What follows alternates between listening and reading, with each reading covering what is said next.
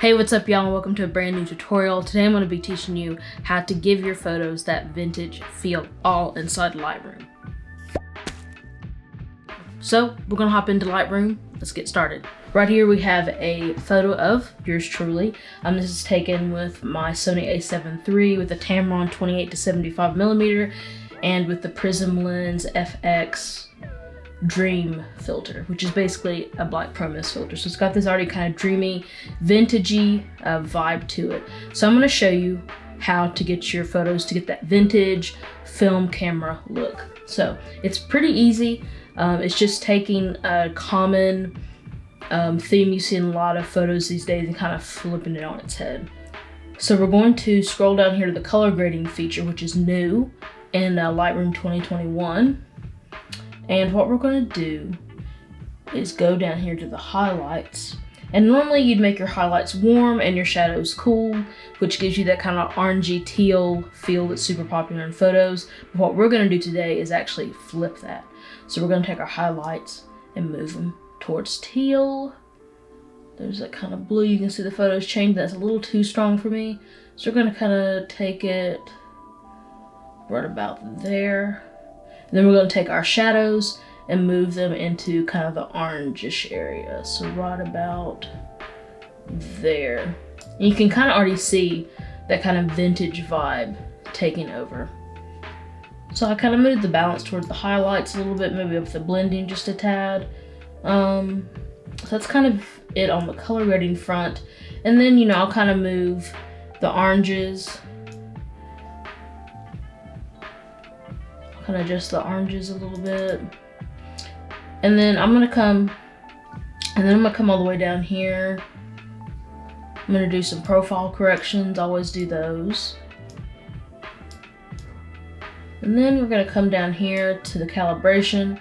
I'm gonna push my reds more towards orange, just slightly. Blues a little bit more towards aqua, just a little bit. And we can kind of see the saturation as is. I'm actually going to leave it. I might actually just put a little more saturation in the reds just to make this pop a little bit more. And then of course, to give it that film-like look, we're going to add gray. So I up that to about 27. You can mess with the size, make it bigger, make it smaller. I kind of like it, you know, kind of the default position of about 25. Take the roughness down a little bit.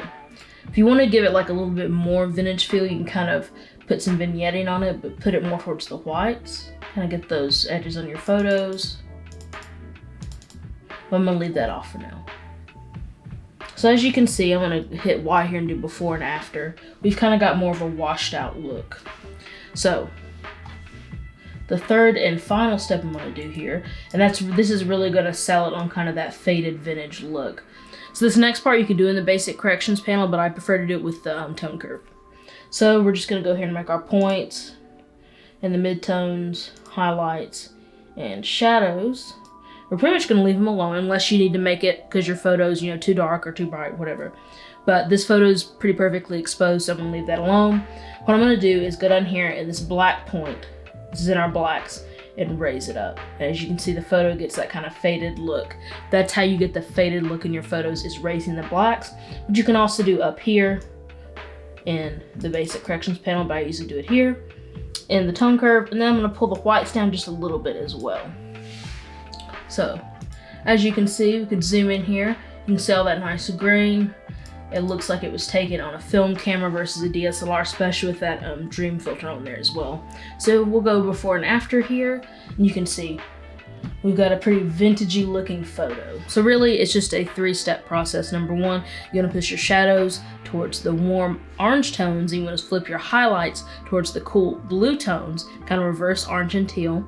And then you want to raise your blacks with the tone curve or in the basic corrections panel, whichever one you want to do, and then lower your whites a little bit. And then the last step is obviously adding any grain or anything like that. A little bit of grain, a little bit of vignetting, just to give it that last little bit of touch. So that's pretty much it. But if you want to make the whole thing even easier, in the description below there's a link. and you follow that link, you can download 2 free vintage presets that I made. One is basically this exact one that I just showed you, and then another one is a black and white vintage looking preset that I made for you guys. And then if you like that, you can go to dolobrand.com and buy our full vintage preset pack. It's 10 additional presets that give your photos that vintage feel. There's color ones, there's black and white ones, there are all sorts of ranges of colors and moods.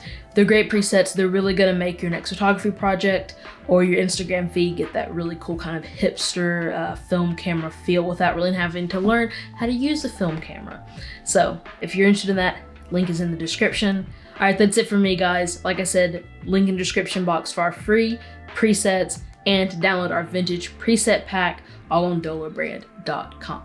And remember to give the video a thumbs up, subscribe, and leave a comment down below letting us know what kind of tips and tricks you want to see from the Dolo team next. That's it for me. I'm Kelsey. I'll see you next time. Bye.